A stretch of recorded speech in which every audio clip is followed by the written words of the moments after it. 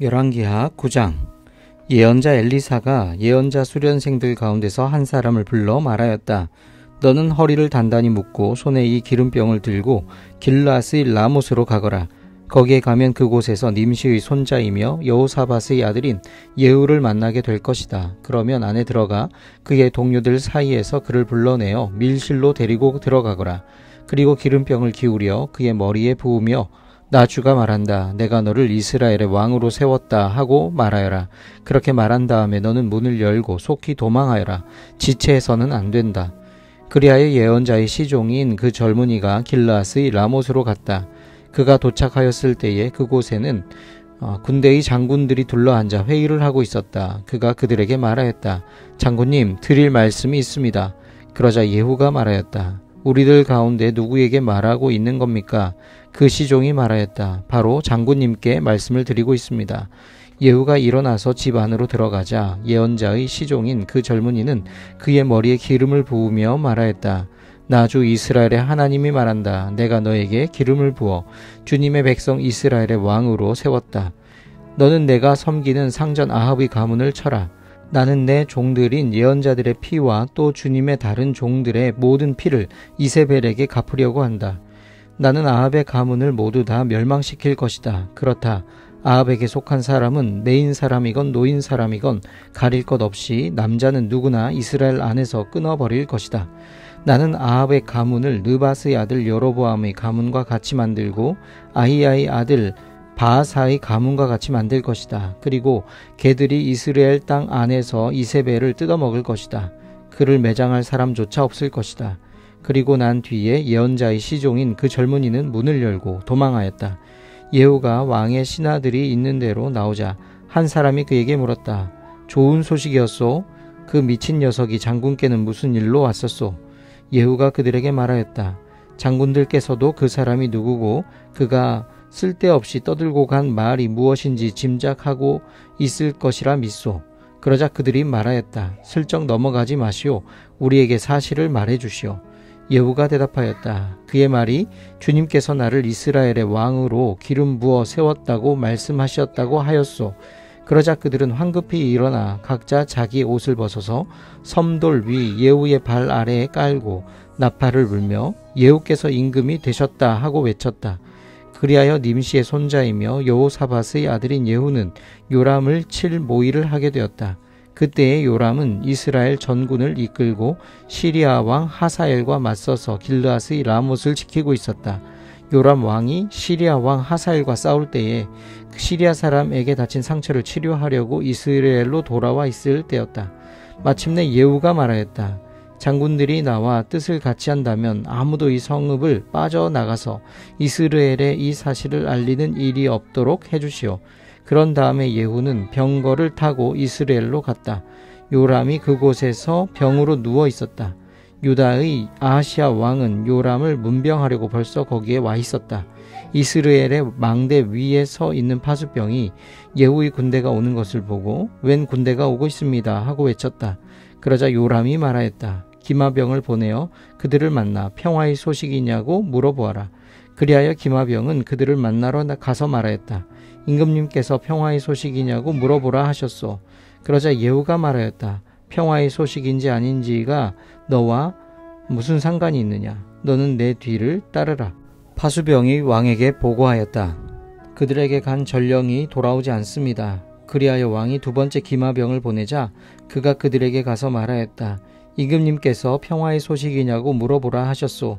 그러자 예후가 말하였다. 평화의 소식인지 아닌지가 너와 무슨 상관이 있느냐. 너는 내 뒤를 따르라. 파수병이 왕에게 또 보고하였다. 그들에게 간 전령이 또 돌아오지 않습니다. 그런데 미친 듯이 말을 모는 모습이 님시의 아들 예후와 비슷합니다. 이 말을 듣자 요람은 병거를 준비하라 하고 명령하였다. 병거를 준비하니 이스라엘 왕 요람과 유다 왕 아하시야가 각각 자기의 병거를 타고 예후를 만나러 나가서 이스라엘 사람 나봇의 땅에서 그를 만났다. 요람이 예후를 보고 예후 장군, 평화의 소식이요? 하고 물었다. 예후는 당신의 어머니 이세벨이 저지른 음행과 마술 행위가 극에 달하였는데 무슨 평화가 있겠소? 하고 대답하였다. 요람이 그의 손에 쥔 말 고삐를 급히 돌려 도망하면서 아하시아에게 소리쳤다. 아하시아 임금님, 반역이요. 예후가 힘껏 활을 당겨 요람의 등을 겨누어 쏘자 화살이 그의 가슴을 꿰뚫고 나갔다. 그는 병거 바닥에 엎드러졌다. 예후가 요람의 빛깔 시종무관에게 말하였다. 그 주검을 들고 가서 이스라엘 사람 나봇의 밭에 던지시오. 당신은 나와 당신이 그의 아버지 아합의 뒤에서 나란히 병거를 타고 다닐 때에 주님께서 그를 두고 선포하신 말씀을 그대로 기억할 것이요. 주님께서 아합에게 내가 어제 나봇과 그의 아들들이 함께 흘린 피를 분명히 보았다. 바로 이 밭에서 내가 너에게 그대로 갚겠다. 이것은 나 주의 말이다 하고 말씀하셨소. 이제 당신은 그 주검을 들고 가서 주님의 말씀대로 그 밭에 던지시오. 유다의 아하시아 왕은 이것을 보고 벳하간으로 가는 길로 도망하였으나 예후가 그의 뒤를 추적하며 저자도 죽여라 하고 외치니 이블르암 부근 구르 오르막 길에서 예후의 부하들이 병거에 타고 있는 아하시아를 찔러 상처를 입혔다. 그는 무기토까지 도망하여 그 곳에서 죽었다. 그의 부하들이 그를 병거에 실어 예루살렘으로 운반하고 그를 다윗성에 있는 그의 조상들의 묘지에 함께 장사 지냈다. 아합의 아들 요람 왕 제11년에 아하시아가 유다를 다스리는 왕이 되었다. 예후가 이스라엘에 이르렀을 때에 이세벨이 이 소식을 듣고 눈 화장을 하고 머리를 아름답게 꾸미고는 창문으로 내려다보았다. 예후가 문 안으로 들어오자 이세벨이 소리쳤다. 제 주인을 살해한 시므리 같은 자야, 그게 평화냐? 예후가 얼굴을 들어 창문을 쳐다보며 소리쳤다. 내 편이 될 사람이 누구냐? 누가 내 편이냐? 그러자 두세 명의 내관이 그를 내려다보았다. 예후가 그들에게 명령하였다. 그 여자를 아래로 내던져라. 그들이 그 여자를 아래로 내던지니 피가 벽과 말에게까지 튀었다. 예후가 탄 말이 그 여자의 주검을 밟고 지나갔다. 예후가 궁으로 들어가서 먹고 마시다가 말하였다.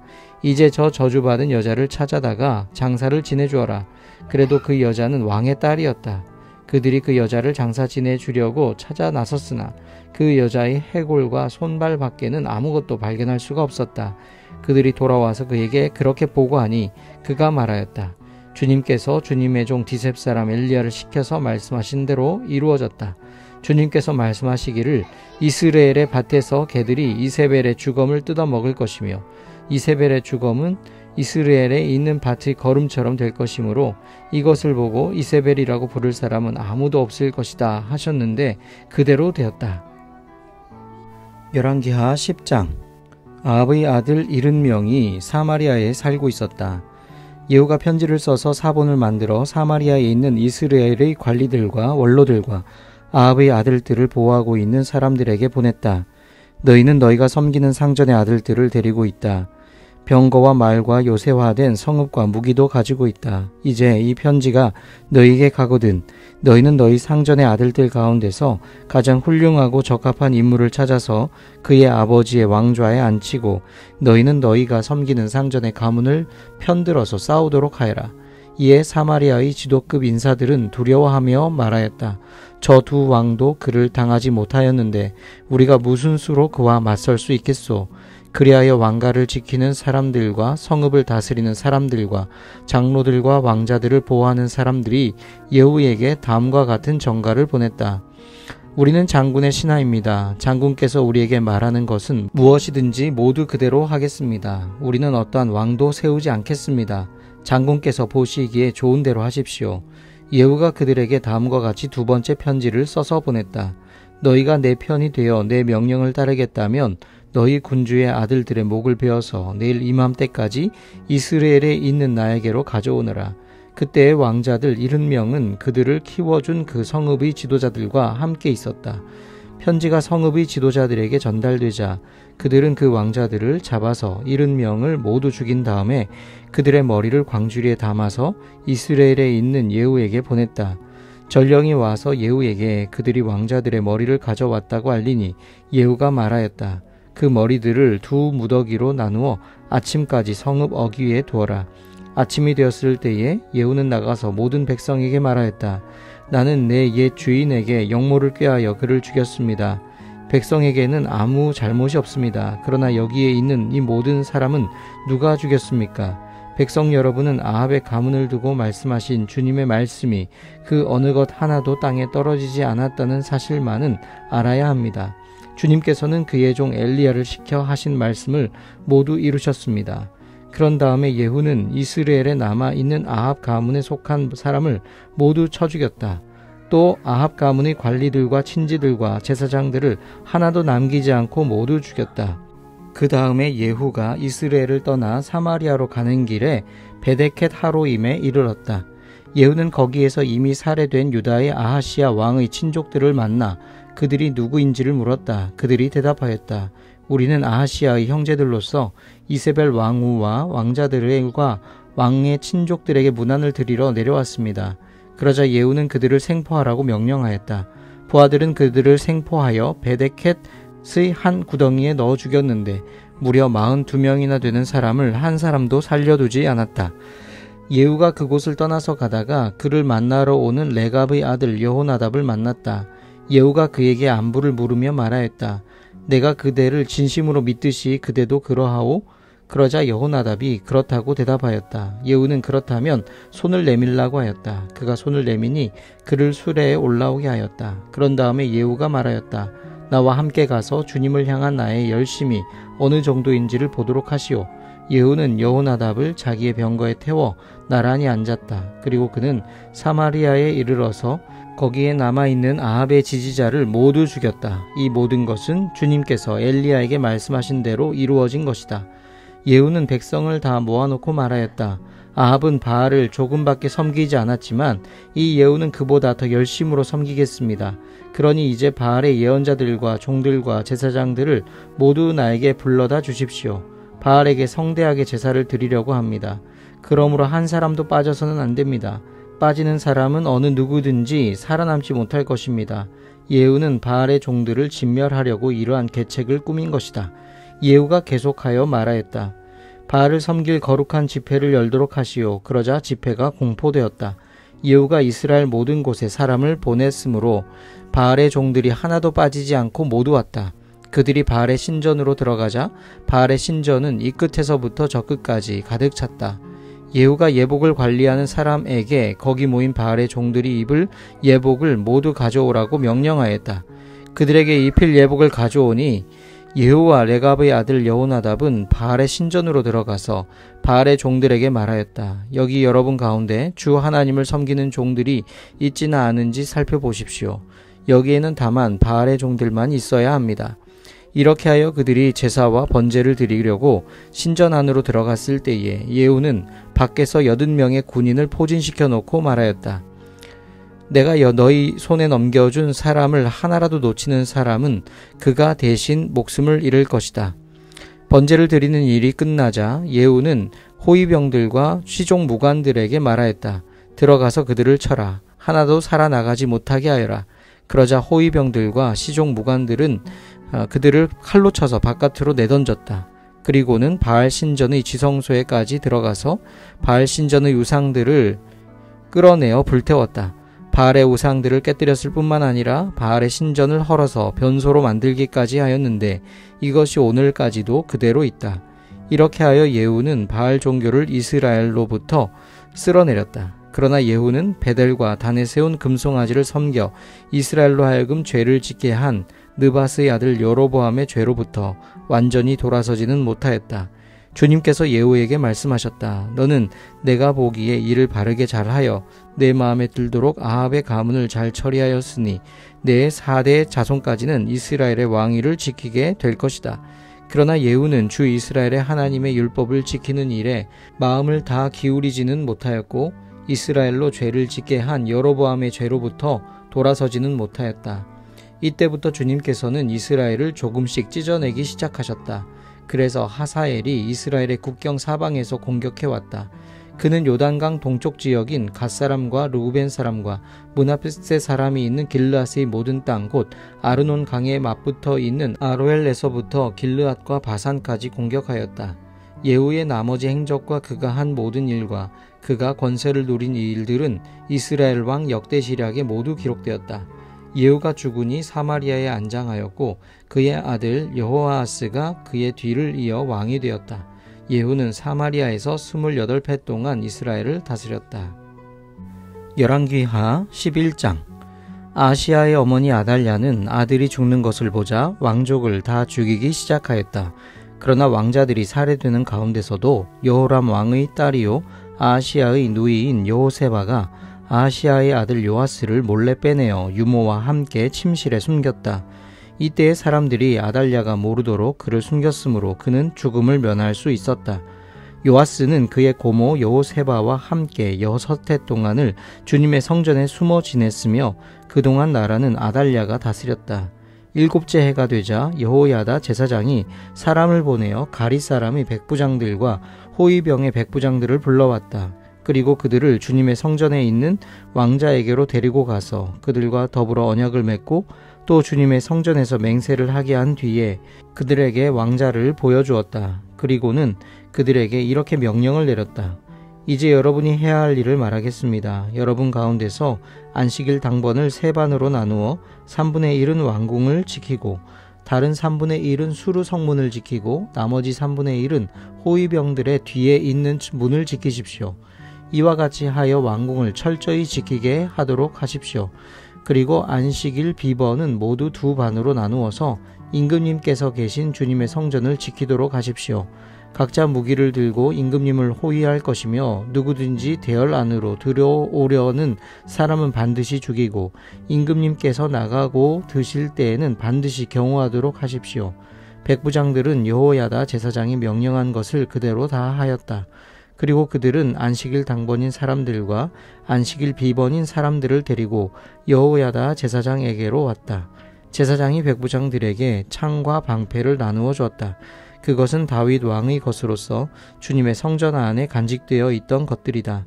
그리하여 호위병들은 각각 손에 무기를 들고 성전 오른쪽에서부터 왼쪽까지 제단과 성전 주위를 감시하며 왕을 호위하였다. 그런 다음에 여호야다 제사장이 왕세자를 데리고 나와서 그에게 왕관을 씌우고 왕의 직무를 규정한 규례서를 주고 기름을 부어 왕으로 삼으니 백성이 손뼉을 치며 임금님 완세 하고 외쳤다. 아달랴가 호위병들과 백성의 소리를 듣고 주님의 성전에 모여있는 백성에게 가서 보니 왕이 대관식 규례에 따라 기둥 곁에 서 있고 관리들과 나팔수들도 왕을 모시고 서 있고 나라의 모든 백성이 기뻐하며 나팔을 불고 있었다. 아달랴가 분을 참지 못하고 옷을 찢으며 반역이다 반역이다 하고 외쳤다. 그때에 여호야다 제사장이 군대를 거느린 백부장들에게 명령을 내렸다. 저 여자를 대열 밖으로 끌어내시오. 그리고 저 여자를 따르는 사람은 누구든지 칼로 쳐 죽이시오. 여호야다가 주님의 성전에서는 그 여자를 죽이지 말라고 하였으므로 그들은 그 여자를 끌어내어 군마가 드나드는 길을 통해 왕궁으로 들어가 거기에서 그 여자를 처형하였다. 여호야다는 이스라엘 백성이 주님의 백성이 되는 언약을 주님과 왕과 백성 사이에 맺게 하고 동시에 왕과 백성 사이에도 언약을 맺게 하였다. 그렇게 하고 난 다음에 그 땅에 온 백성이 바알의 신전으로 몰려가서 그 신전을 허물고 제단을 뒤엎고 신상들을 완전히 부수어 버렸다. 또 그들은 제단 앞에서 바알의 제사장 맏단을 죽였다. 그리고 여호야다 제사장은 주님의 성전에 경비병들을 세웠다. 그리고 그는 백부장들과 가리 사람들과 호위병들과 그 땅의 모든 백성을 거느리고 왕을 인도하여 주님의 성전에서 데리고 나와서 호위병들이 지키는 문을 지나 왕궁으로 행진하여 들어갔다. 왕이 왕좌에 오르자 그 땅의 모든 백성이 기뻐하였다. 아달랴가 왕궁에서 칼에 맞아 살해된 뒤로 도성은 평온을 되찾았다. 요아스가 왕위에 올랐을 때에 그는 7살이었다. 열왕기하 12장. 예후 제7년에 요아스가 왕이 되어 40해 동안을 예루살렘에서 다스렸다. 그의 어머니 시비아는 브엘세바 사람이었다. 요아스는 여호야다 제사장이 가르쳐준 대로 하였으므로 일생 동안 주님께서 보시기에 올바른 일을 하였다. 다만 산당을 제거하지 않아서 백성이 여전히 산당에서 제사를 지내고 향을 피웠다. 요아스가 제사장들에게 말하였다. 주님의 성전에 들어오는 모든 헌금, 곧 일반 헌금과 의무적으로 부과된 헌금과 자원하여 주님의 성전에 가져오는 헌금을 모두 제사장들이 각 담당 회계로부터 받아서 성전에 수리할 곳이 발견되는 대로 그 수리할 곳을 모두 고치도록 하십시오. 그러나 요아스가 왕이 된 지 23해가 지나도록 제사장들은 그 성전에 수리할 곳을 고치지 않았다. 요아스 왕이 여호야다 제사장과 다른 제사장들을 모두 불러서 그들에게 말하였다. 어찌하여 아직 성전에 수리할 곳을 고치지 않고 있습니까? 이제는 더 이상 담당 회계로부터 돈을 받아두지 말고 성전을 수리하는 데 쓰도록 직접 넘기게 하십시오. 제사장들은 이 일에 동의하여 제사장들이 백성으로부터 돈을 받거나 성전을 직접 수리하거나 하는 일을 하지 않기로 하였다. 제사장 여호야다는 궤를 하나 가져다가 그 뚜껑에 구멍을 뚫어 주님의 성전으로 들여와서 오른쪽 곧 제단 곁에 그것을 놓았다. 그래서 문을 지키는 제사장들이 주님의 성전으로 가져오는 모든 헌금을 그 궤에 넣게 하였다. 그 궤가 헌금으로 가득 찰 때마다 왕실 서기관과 대제사장이 와서 주님의 성전에 헌납된 헌금을 쏟아내어 계산하였다. 계산이 끝나면 그 헌금은 주님의 성전 공사를 맡은 감독관들에게 전달되었고 그것은 다시 주님의 성전을 수리하는 목수들과 건축자들에게 지불되었고 또 미장이와 석수에게도 지불되었으며 주님의 성전을 수리하는 데 드는 나무와 돌을 사는 데와 그 밖에 성전을 수리하는 데 필요한 경비로 쓰였다. 주님의 성전에 헌납된 그 헌금은 주님의 성전에서 쓸 은대접들과 부집게와 대접들과 나팔 등의 금그릇이나 은그릇을 만드는 데 쓰이지는 않았다. 그 헌금은 오직 일꾼들에게 주어 그것으로 주님의 성전을 수리하는 데만 사용하였다. 또 돈을 받아 일꾼들에게 주는 감독관들에 대한 회계 감사를 하지 않았는데 그것은 그들이 성실하게 일하고 있었기 때문이다. 그리고 속건제와 속죄제에 바친 돈은 주님의 성전의 수입으로 계산하지 않았다. 그것은 제사장의 몫이었기 때문이다. 그 무렵에 시리아 왕 하사엘이 가드를 공격하여 함락시켰다. 그런 다음에 하사엘은 또 예루살렘도 치려고 하였기 때문에 유다 왕 요아스는 앞서 유다를 다스린 여호사밧과 여호람과 아하시야가 주님께 바친 모든 물건과 또 자신이 주님께 바친 것들을 비롯하여 주님의 성전과 왕실 창고에 있는 모든 금을 시리아 왕 하사엘에게 보냈다. 그러자 하사엘은 예루살렘을 치지 않고 물러갔다. 요아스의 나머지 행적과 그가 한 모든 일은 유다 왕 역대지략에 기록되어 있다. 요아스의 신하들이 역모를 꾸며 실라로 내려가는 길에 있는 밀로의 궁에서 요아스를 살해하였다. 그를 살해한 신하는 시므앗의 아들 요사갈과 소멜의 아들 여호사밧이었다. 그가 죽으니 그의 조상들과 함께 다윗성에 장사하였다. 그의 아들 아마샤가 그의 뒤를 이어 왕이 되었다.